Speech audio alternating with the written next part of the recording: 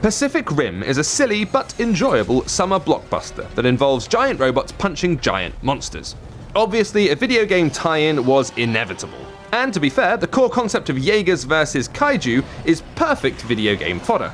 When choosing genres, the developer of Pacific Rim decided to emulate the gameplay of Infinity Blade, which again is a pretty good fit for the combat-heavy subject matter. It's just a pity that the execution failed to live up to its potential. If you're familiar with Infinity Blade, you'll already know what to expect from Pacific Rim.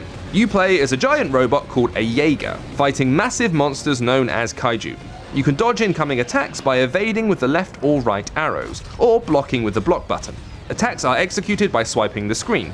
Swiping in the direction of a kaiju attack will parry the blow, with enough successive parries stunning the kaiju, allowing you to go on an all-out assault. There are also weapons which periodically fire when primed, and a special meter that unleashes a super combo once full. Problem is, the touchscreen doesn't always read your attack swipes accurately, making parries frustrating to land. In fact, the whole parry system is almost redundant. After each kaiju has finished its 2 or 4 hit combo, it leaves itself wide open to attack. Once you've upgraded your Jaeger a little, the damage these enormous creatures do is pretty minimal.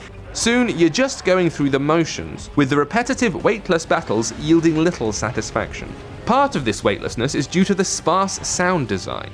There are no meaty thumps to accompany the punches. Even when a kaiju is thrown to the ground, the audio barely registers the impact. Though lightning flashes illuminate your Jaeger in the foreground, the backdrops are drab and lifeless. Worse still, the fights have little impact on the environment around you. If you've seen the movie, you know those buildings should be dropping left, right, and center.